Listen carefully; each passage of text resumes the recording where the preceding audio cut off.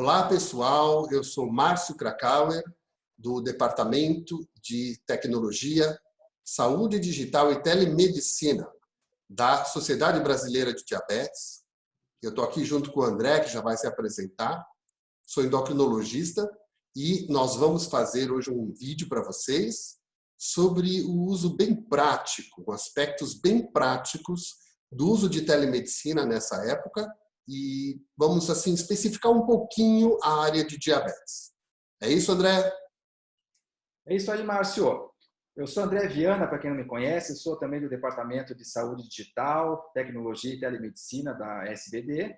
E a nossa ideia realmente é compartilhar um pouco dessa nova modalidade, não tão nova assim, mas que vai estar sendo usada cada vez mais aí na prática dos médicos no dia a dia, principalmente agora por causa dessa nova realidade que a gente está vivendo, né? Então, a gente vai apresentar um pouquinho para vocês. Márcio, compartilha aí tua tela para a gente começar a apresentação. Vamos lá.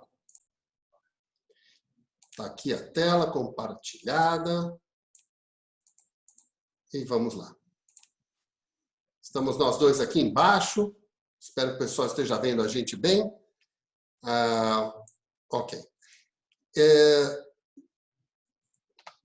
Essa é a nossa apresentação para vocês de telemedicina, que a gente quer deixar a coisa bem prática, falar um pouco dessa nova comunicação, que não é nova, como o André falou, entre médicos e pacientes, nesse grande momento dessa pandemia, desse momento complicado que todos estamos vivendo, mas que eu entendo que a gente é endocrinologista e a gente cuida de doenças crônicas, diabetes, hipertensão, obesidade, doenças que têm risco cardiovascular e que quanto melhor compensadas, menor é o risco dessas pessoas, desses pacientes, desses indivíduos terem complicações por uma infecção grave, como é o coronavírus. Então, o uso da telemedicina pode ser a ferramenta ideal hoje para a gente manter um contato íntimo com os pacientes, mantendo um bom controle da doença ou melhorando o controle de quem não está bem e podendo ter uma consulta praticamente semelhante à consulta que a gente faria presencialmente. Então, esse é o objetivo do nosso vídeo.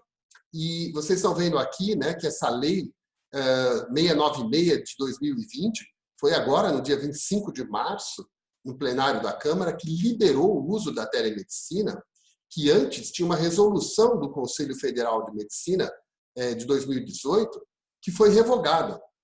Essa resolução ficou em discussão há algum tempo, as especialidades médicas, inclusive a nossa, de endocrinologia, SBEM, através de um relatório que eu participei, nós mandamos sugestões para essa resolução e talvez em meados do ano iria sair a nova resolução. Mas em caráter emergencial, por conta do coronavírus, a gente está vendo que isso está tudo adiantado. Então, a gente pode hoje fazer teleconsulta, que é o nosso objetivo desse vídeo, para poder atender os nossos pacientes. Queria lembrar só isso aqui que está aqui embaixo, que nós não estamos fazendo nada novo. Nós estamos fazendo uma consulta médica. E ela tem o seu sigilo médico, ela tem que manter o código de ética médica, tudo da mesma maneira que uma consulta presencial. Tá certo? Então, isso é muito importante. A gente vai tocar nesse assunto várias vezes. Algum complemento aqui, André? Não, mas acho que dá para passar em frente, a gente vai complementando na sequência, né? Mas acho que a grande mensagem que você deixou só é realmente que a teleconsulta é exatamente igual à consulta presencial. O que muda é a ferramenta que você está utilizando e a gente vai falar sobre isso, né? É interessante essa nota técnica, vejam, uma resolução, o outro é projeto de lei, agora é uma nota técnica do dia 31 de março, que diz que não é um novo o procedimento, essa comunicação. Ela não é novo, portanto, ela está regida exatamente da mesma maneira que uma consulta médica tradicional é regida, tá certo? E, portanto, até os planos de saúde podem sim ser atendidos através de uma teleconsulta, uma consulta por telemedicina, porque não se caracteriza um novo procedimento, né? Então, a telesaúde já tem essa cobertura obrigatória, conforme eu estou frisando nesse slide, e vocês podem sim fazer teleconsultas, inclusive através de planos de saúde. Tá? Muito bem, a teleconsulta é a consulta médica remota. Mais ou menos como a gente está fazendo aqui uma teleconferência, é uma teleconsulta, porém remota, né? E naquela resolução de 2018, a resolução mostrava e dizia, e eu concordo com isso, que a primeira consulta teria que ser presencial, para que a gente conhecesse bem o paciente, e depois, sim, as consultas subsequentes pudessem ser via remota. E no caso aqui de comunidades geograficamente distantes, ter um agente de saúde, um enfermeiro, alguém da área da saúde, para acompanhar aquele paciente naquele lugar remoto, conversando com o médico em outro local de teleconsulta. Mas isso foi modificado recentemente com essas resoluções e a primeira consulta também pode ser feita através de telemedicina. É claro que o tipo de atendimento que necessita de um exame físico obrigatório, essa pessoa precisa marcar uma consulta ou um complemento da consulta presencial para ser examinado. Mas nós vamos falar aí depois, no final, de vários devices de tecnologia que vão nos auxiliar também na área de exame físico desses pacientes. Queria só lembrar que existem várias modalidades de telemedicina. Nós vamos nos ater aqui à teleconsulta, mas telediagnóstico, teleinterconsulta, que a gente faz de médico para médico, telecirurgia, já é feito isso, né, de cirurgia de robô. Teletriagem está sendo muito utilizado nessa época de coronavírus. Teleorientação, quem nunca fez, né, uma orientação por telefone, por WhatsApp, apenas uma orientação.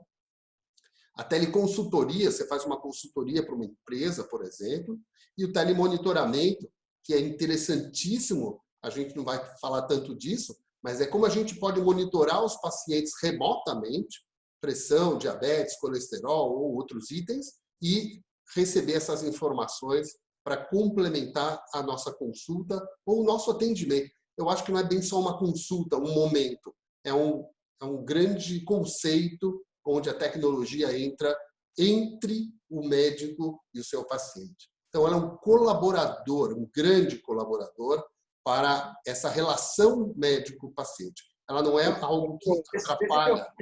Oi, pois não. Interromper você um pouquinho, que não, quando você começa a falar assim, eu fico empolgado, né? Porque veja só, quem está assistindo, né? Talvez muita gente não saiba que você está no ABC Paulista aqui nesse momento e eu estou em Curitiba, no Paraná. Isso é ótimo. A gente está fazendo uma comunicação quase perfeita. A gente consegue tirar todas as informações um do outro, a gente consegue complementar. Eu consegui te interromper agora para falar alguma coisa. A gente está conseguindo mostrar um material na tela de slides para as pessoas assistirem. E estamos em cidades diferentes. Então, a comunicação ela pode ser feita de uma maneira muito eficaz por tele, né? E a consulta médica não foge disso. Então, é muito interessante você poder usar essa tecnologia a seu favor, principalmente num momento onde o isolamento social é importante, né? E também num momento e até um bom momento para a gente treinar isso, para a gente aprender mais, que eu acredito que cada vez mais no futuro, mesmo quando tudo isso acabar, a gente vai estar utilizando esses métodos, aí, essas ferramentas. Tá? Desculpa interromper, Márcio. Não, tá certo. O objetivo nosso, nós combinamos previamente, é que a gente iria falar um junto com o outro para poder complementar. E aí a gente vai tratar mais do assunto de diabetes, não é? Porque nós estamos aqui representando a Sociedade Brasileira de Diabetes e talvez seja uma das patologias mais atraentes para se utilizar a telemedicina, né? O diabetes. Porque nós temos diversas questões que já estão na nuvem e podem ser usadas. Então, lembrando que todas essas questões jurídicas são, por enquanto, excepcionais para este momento, mas a telemedicina, como o André falou, não é nova. Existe um curso na USP de telemedicina, já antigo, que forma médicos para isso e que a gente precisa evoluir. E é o futuro, na verdade é o presente, não é mais o futuro, e o coronavírus que está aí na tela só veio nos acelerar um pouco essa questão de telemedicina. Então, acho que eu queria falar que o André continuasse daqui para a gente seguir aí, André. Vamos lá. Então, assim, acho que agora vale a pena a gente falar um pouquinho de coisas práticas mesmo, né? Para quem vai começar a fazer teleconsulta, para quem vai começar a fazer teleatendimento, como é que vai fazer, como é que vai se sair fazendo isso? É muito difícil, não é?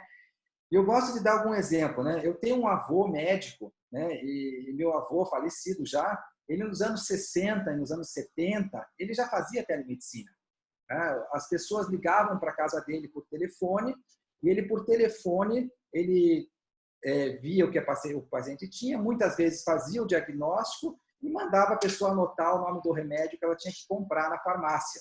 Isso já era uma telemedicina, né? Hoje a gente tem um recurso muito mais sofisticado, que é o recurso do vídeo, o recurso da mensagem de texto, o recurso de você poder compartilhar arquivos. Então, como dica prática, né, eu acho que a teleconsulta tem que ser simples. Como o telefone era simples nas gerações passadas, né, o médico tem que ter a habilidade de usar aquela ferramenta que ele está querendo utilizar para o paciente. E tem que ser simples para o paciente também, né? Vamos dar um exemplo, né? Eu vou falar para o meu paciente, vamos fazer uma teleconsulta por um aplicativo que é conhecido de todo mundo, que é o Skype, né? Eu tenho habilidade com o Skype, sei mexer com o Skype, para mim é um aplicativo muito bom, um dos melhores que tem. Tá? E tem outros excelentes, né, até melhores que o Skype.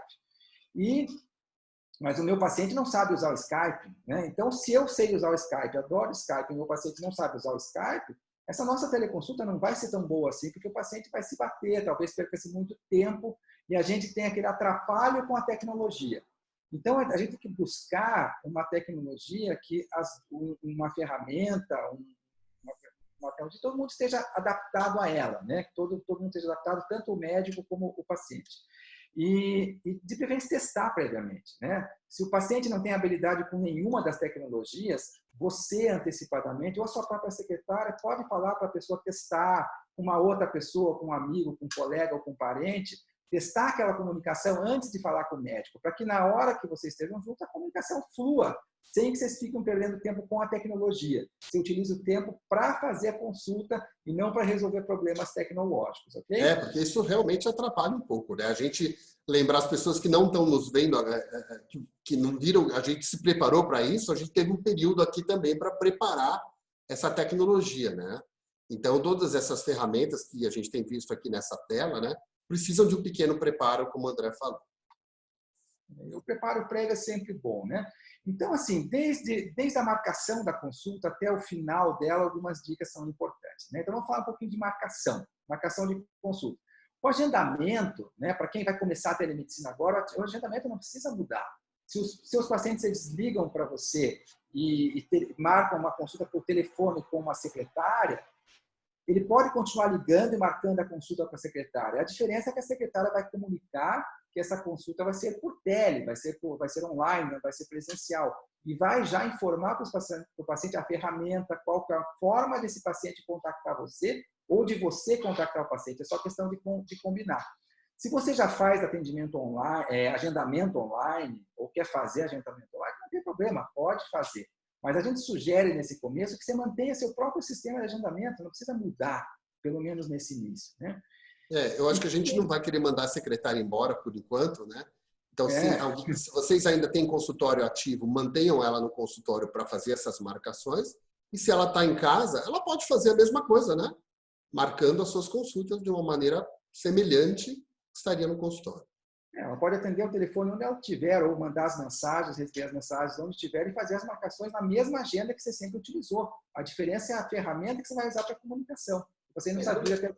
E o legal de deixar a secretária é que ela já vai abordar o que nós vamos falar lá no final desse slide, que é o pagamento. Para a gente não ter que fazer isso tudo, a gente preparar a tecnologia, fazer a consulta, cobrar, dar nota fiscal, tem muitas coisas que não é legal. Eu acho, pelo menos, particularmente, que o legal é ter uma pessoa que faça isso. Se a secretária puder fazer todo o preparo, é sempre melhor, né? Porque daí você faz somente a consulta, você não precisa se preocupar com outros detalhes, né? Como esse preparo prévio. Olha o segundo item em amarelo ali, o preparo prévio, né? O envio de exames. Se você está falando com o paciente começa a enviar os exames para você, digitalizar os exames durante a consulta, é um tempo perdido, né? Agora, se esse paciente já digitalizou primeiro, já enviou primeiro, você já conseguiu ver os exames antes de falar com ele, você ganha tempo. Ou se ele te enviou um link, alguma forma de você acessar os exames dele também, né? E além de exames, principalmente quando a gente fala de diabetes, existem os softwares de gerenciamento. Todo o glicosímetro, os principais glicosímetros têm software de gerenciamento, os sensores, as bombas de insulina têm software de gerenciamento. Então, se o paciente já conseguiu fazer o download, né, ou o upload para a nuvem, depende da situação, ou gerar um arquivo PDF, ou gerar fotos para você, o que quer que seja, né? Ou uma foto do diário que ele faz manual, caso seja uma pessoa que não faz nada muito tecnológico. Às vezes o paciente faz o diáriozinho na mão, né? Ele pode já tirar a fotografia e te mandar. Tudo que ele puder fazer antes da consulta faz com que essa consulta flua melhor. Tá? Falando da consulta, nosso terceiro item ali. Tem alguma coisa, Marcos? Eu queria complementar aqui. Neste ponto, eu acho que é o ponto mais importante de dica que a gente tem dado aqui, que é fazer esse preparo. E muitos dos nós médicos ou os próprios pacientes não sabem fazer esse upload para a nuvem ou tirar foto e tal. Então, a dica aqui é ligue no 0800 das empresas. A própria Roche, que tem os monitores de glicemia e bomba de insulina. A Medtronic, que tem sensor de glicose, bomba de insulina. E o Abbott, que tem o sensor de glicose e outros monitores. Todos eles estão trabalhando mesmo nesta época por telefone ou por vídeo, como nós estamos aqui, e ensinando os pacientes e ajudando os pacientes a fazer este preparo da consulta. Então, nem precisa ser nós, nem a secretária, mas as próprias empresas. O que é importante é essa comunicação antes com os pacientes, para que eles entrem em contato com as empresas, para que elas possam ajudá-lo a fazer essa transmissão de dados para a gente fazer a consulta médica verdadeira. Bem lembrado, Márcio. Tudo que o paciente fizer antecipadamente, que ele aprender a fazer antes da consulta, é melhor. Então, tanto você ou a secretária, quem fizer esse contato prévio com o paciente, tentar fazer com que o paciente deixe a consulta já, as informações já redondinhas, para que quando você chegue na consulta, as coisas fluam melhor, né? E a consulta, como é que ela deve ser feita, né? De preferência, a consulta deve ser feita no mesmo ambiente onde o paciente te encontraria se a consulta fosse presencial. Então, se você puder estar no teu próprio consultório para fazer essa consulta, na tua própria clínica, no hospital onde você atende, é melhor. O paciente se sente mais confiante vendo o médico em ambiente profissional. Tá? É diferente de ele ver o médico em casa, de camisetão ou de pijama, deitado na cama ou com a família passando atrás, né? Então, assim, se puder fazer o ambiente profissional, o traje profissional, você aparecer da mesma maneira que você apareceria se ele estivesse no seu consultório, é sempre melhor. Lógico que existem exceções, lógico que em uma situação de urgência, onde você não pode se deslocar, você vai acabar atendendo na sua própria casa mesmo, mas é um conselho que a gente sempre dá que vale a pena também, né? E a questão da duração da consulta, né? Certo? Se você costuma dedicar X minutos para uma consulta no seu consultório presencial, procure dedicar os mesmos X minutos para a consulta online, né? Porque ela é uma consulta cheia de detalhes também, e alguns colegas dizem, mas daí não tem exame físico, a consulta é mais rápida, né? Ela não tem o exame físico, mas tem algumas questões da tecnologia que te fazem também gastar um pouquinho mais de tempo e acabam compensando esse tempo do exame físico. Então, uma consulta bem feita online vai durar mais ou menos o mesmo tempo que uma consulta. Não tem exame físico mais ou menos, a gente vai ver nos próximos slides. Algumas coisas dão para fazer. Tem a surpresa que algumas coisas já vão poder serem feitas também, né? E uma coisa que eu acho que é uma das coisas mais importantes para o médico, que o médico tem um pouco de receio e não sabe como fazer, que é a questão do pagamento, né? O pagamento é uma coisa muito importante, né? A consulta ela pode ser cobrada e deve ser cobrada como uma consulta presencial. Então, a própria secretária, ou se foi você que combinou isso previamente, pode combinar um depósito antecipado. Eu sugiro sempre o que puder ser feito antecipado é melhor quando você está fazendo a comunicação online. A questão do pagamento pode ser feito por cartão de crédito, débito. Hoje existem outras formas de se pagar. PagSeguro, né? As próprias sociedades médicas, né, Márcia? A SBD, a STEM, elas já fazem a cobrança por esses métodos, tipo PagSeguro. É rotina, né? Qualquer site, todo mundo faz compra online hoje. PayPal. Para comprar um ingresso de cinema já é assim, né? Então, você consegue fazer essa cobrança por vários métodos, desde o depósito em conta corrente da tua pessoa jurídica ou pessoa física, né? os outros métodos. O pagamento ele pode e deve ser feito. Lembrando que essas consultas já podem, isso vai ser falado também, eu não vou me adiantar, mas elas poderão ser cobradas dos convênios também para os pacientes que têm plano de saúde, ok? E aconselho também o retorno, né? O retorno, que você mantenha a mesma regra de retorno que você faz nas suas consultas presenciais. Então, se você dá retorno para o paciente, a consulta online deve fornecer o mesmo retorno que você faz. Aconselho não mudar sua regra. Tá? Se você faz retorno em tantos dias, a consulta online não deve ser diferente, deve permitir esse retorno em tantos dias que você já faz. Okay? E lembrando de dar nota fiscal ou recibo da mesma maneira, levando online, mandando por e-mail para o paciente. Perfeito, né? Vamos adiante, né? Então, assim, exame laboratorial nós já falamos, né? O paciente enviar antes um arquivo, link, PDF, o que for. Se puder fazer algumas medidas em casa. Então, alguns pacientes têm balança, podem ver a altura, pressão arterial com aparelho de pressão. Alguns pacientes usam esses wearables, aquelas pulseiras, relógios, esses smartwatches, né? Algumas informações de saúde estão nesses dispositivos e podem ser compartilhadas com o médico, de preferência antes da consulta ou de uma forma bem fácil durante a consulta. E como a gente já falou, né, Márcio, a questão da gestão da glicemia, né? Os monitores, né, que têm seus softwares, né, os sensores, as bombas, os diários de glicemias que podem ser fotografados, né? Então, tudo que você puder fotografar, compartilhar na nuvem com o paciente, de preferência antes da consulta, é melhor, né? Então, podemos ir adiante. Não sei se tem algum comentário a mais, Márcio, mas acho que agora a consulta mesmo, eu queria que você explicasse um pouquinho para a gente como é que é a consulta em si, esse procedimento da consulta em si. A gente já está avançando, para não ficar muito tempo também, né? A gente vai... Acho que falamos coisas muito importantes. Então, escolher sempre um lugar calmo, tranquilo, sem muito barulho, sem interferências, né? O André já falou do ambiente de trabalho. Foco total no paciente, fixa o olho na câmera, olha para a câmera, olha para o olho do paciente. Isso vai melhorar a empatia, a atenção que a gente tem, né? Isso é uma dica, porque muita gente está olhando para cá, olha para lá, olha para lá. Olhemos por aqui, chega mais perto, vem mais longe, acerta o tom de voz. Tem gente que não sabe que o olho do paciente é a câmera. É que às vezes você está olhando para a foto do paciente que está em outro lugar da tela e você está olhando para o paciente, né? O olho do paciente. Olha no olho do paciente, que nem a gente está olhando para vocês aqui. Lá na câmera, não é na foto que aparece no vídeo do paciente que aparece na foto, né? Lembrar que existe uma experiência do paciente, né? Eu posso dizer a vocês que eu tenho recebido bons feedbacks, eles têm gostado muito disso, e é uma experiência diferente estar em casa, confortável, não precisa pagar estacionamento e ser atendido pelo seu próprio médico, né? Hoje mesmo eu atendi uma pessoa que trabalha no banco, ela estava dentro do banco, e assim foi feita a consulta, né? Estudar um pouco sobre a telemedicina, dos conceitos que tem, assim, acho importante ter uma ideia boa, né? Buscar feedbacks, que eu coloquei no número 6. É isso que eu estou falando. A gente pode mandar para o paciente, ou ao fim da consulta, um pequeno questionário, se achou bom, se não achou bom, o que poderia melhorar, como foi a sua experiência, como ele se sentiu. Acho fundamental, muito legal, ter feedbacks para poder a gente mesmo ir melhorando esse tipo de atendimento, né?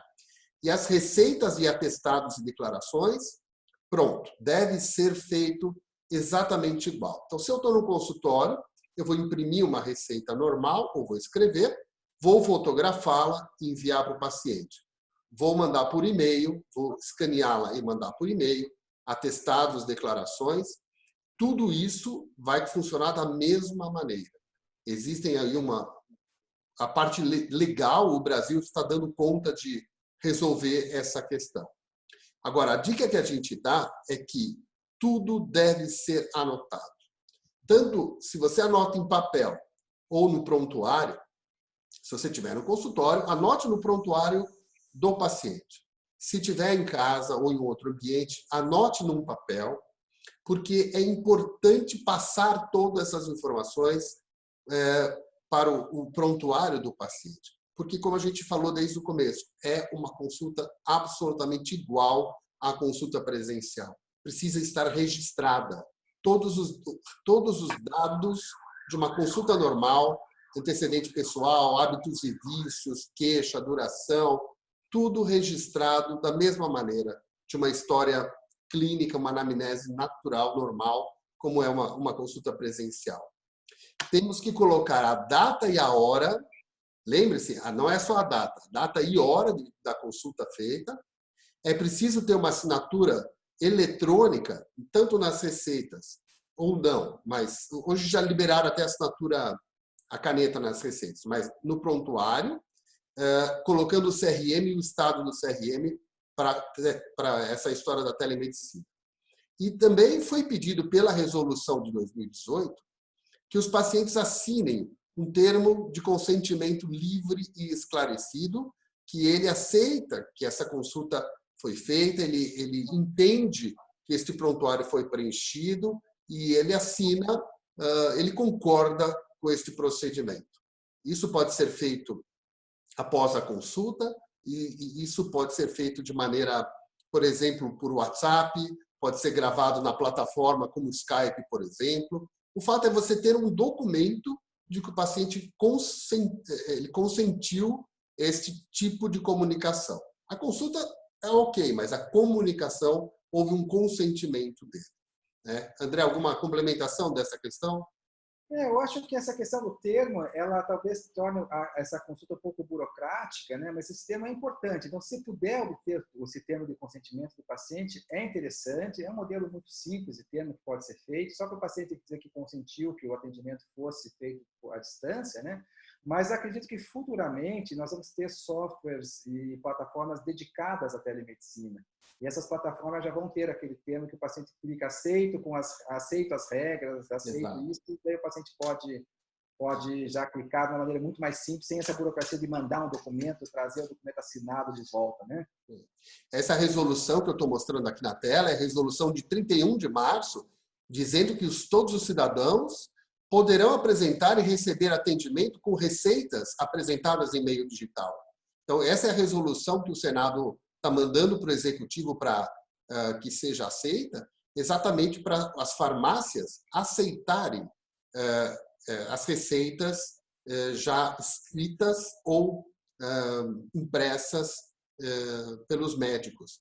É importante essa resolução, porque se o paciente for à farmácia e não souber, nós podemos passar para eles o número dessa resolução para eles mostrarem na farmácia. Um documento que comprova que pode, sim, ser feito isso neste momento.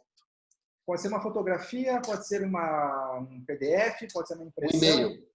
Um e-mail, né, o que precisar. E, Márcio, eu acho assim, do ponto de vista prático, né, para quem vai começar a atender pacientes por telemedicina agora, a gente já encerrou. Acho que agora o mais legal, o mais importante para a gente finalizar mesmo, como a gente é do departamento de tecnologia, né, mostrar o que nós temos por vir, qual é o futuro da telemedicina, o que vai evoluir na telemedicina, como é que vão ser talvez essas consultas num futuro próximo aí. Mostra para a gente, Márcio. Olha só que bacana, gente. Olha os devices, os aparelhos que existem e vão também existir para nos ajudar nessa intercomunicação. Esse aqui que vocês estão vendo aqui na lateral.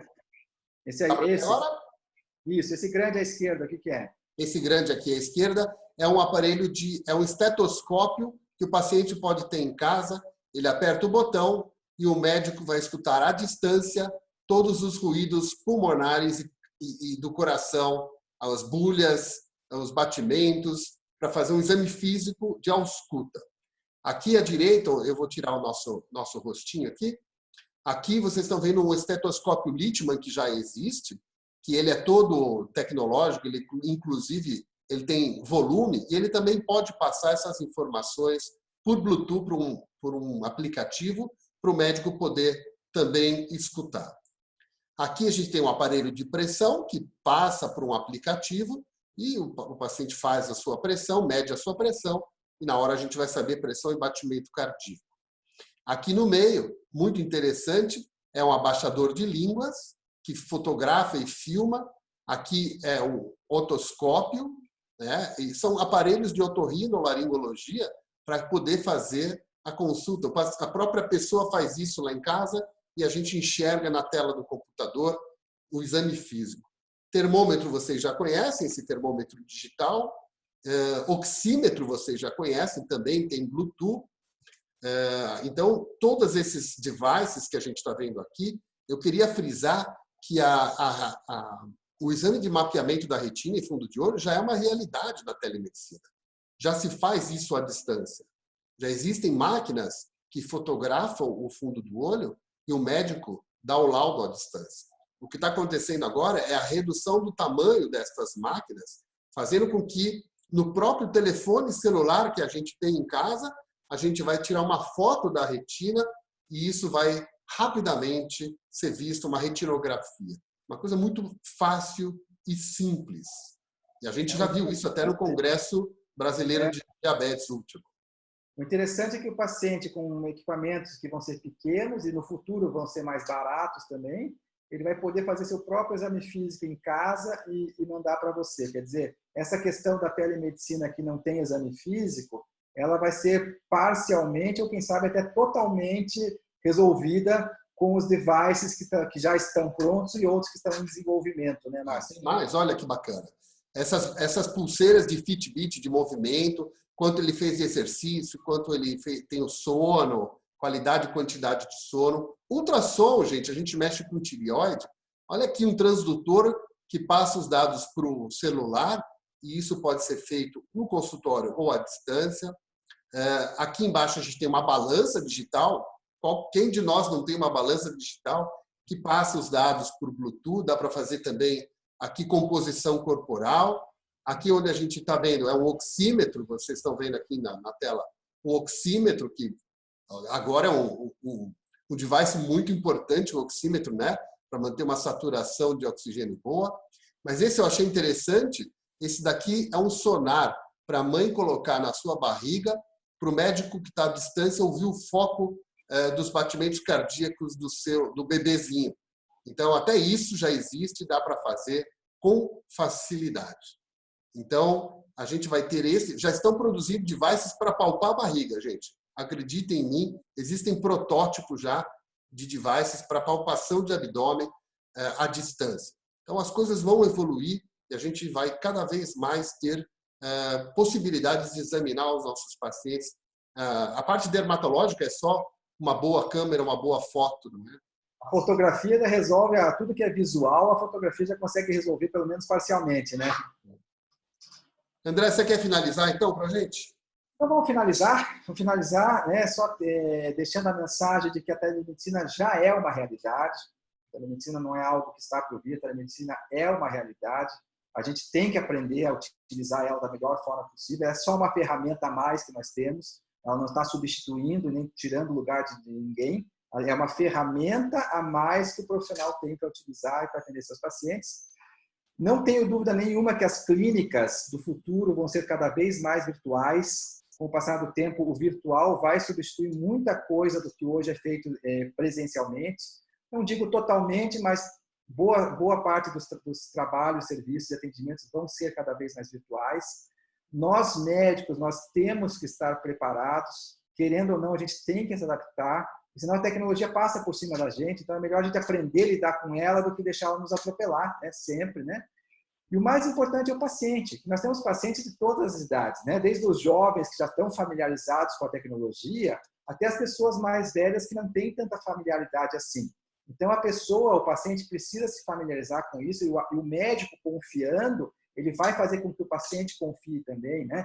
Porque a confiança no método é importante. Se o médico confiar que esse método pode ser efetivo e o paciente confiar também, com certeza ele vai ser efetivo, né? Quase tão efetivo ou tão efetivo como uma consulta presencial. Mas nós temos alguns desafios, algumas coisas que ainda não estão 100% resolvidas. Acredito que por essa fase de epidemia, de vírus, a gente já consegue resolver com as ferramentas que tem, mas pensando num futuro, na segurança do paciente, na segurança da própria telemedicina e do médico, né? Nós temos que ter segurança da informação. Existe já a lei, né? A LGPD, que já existe, então as plataformas têm que respeitar isso. Hoje em dia ainda se faz um pouco de vista grossa para isso, até porque a situação da epidemia está acima de toda essa segurança de informação, mas quando isso passar, a segurança da informação vai ser importante.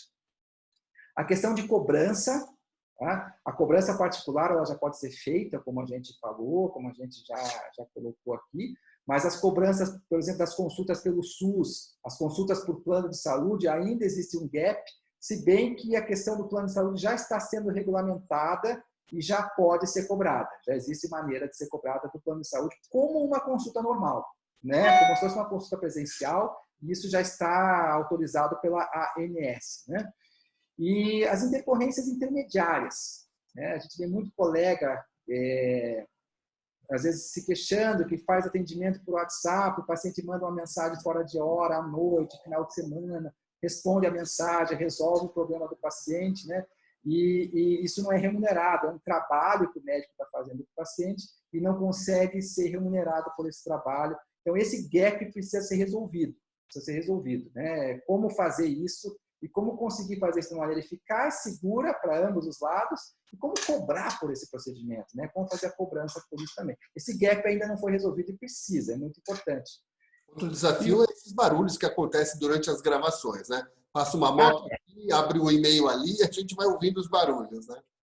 Mas isso é vida real, né, Márcio? A vida real tem esses barulhos também.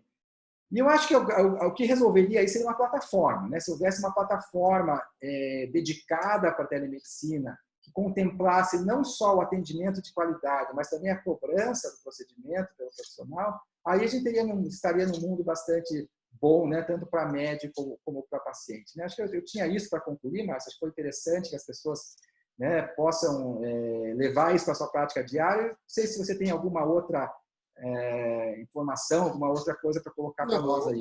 Eu acho que a gente falou bastante, ficou um vídeo grande, eu espero que com muitas dicas práticas. Lembrar que isto são dicas minhas, pessoais e do André. Tem o selo da Sociedade Brasileira de Diabetes, mas nada disso é fechado, né, André? Isso é o momento atual, é uma experiência que a gente tem, que a gente compartilha com os colegas, com os pacientes que talvez porventura venham a ver esse vídeo, que não tem nenhum problema, e que compreendam que para nós é um trabalho da mesma maneira que é um trabalho estando dentro de um consultório ou de uma clínica. Então, a remuneração é mais do que justa. E são dicas nossas e a gente talvez vai fazer um outro vídeo, sei lá, daqui quanto tempo, com novas dicas, com coisas que a gente possa ter modificado os nossos pensamentos. Eu só quero agradecer, um super abraço a todos vocês. Um abraço a todos também, viu?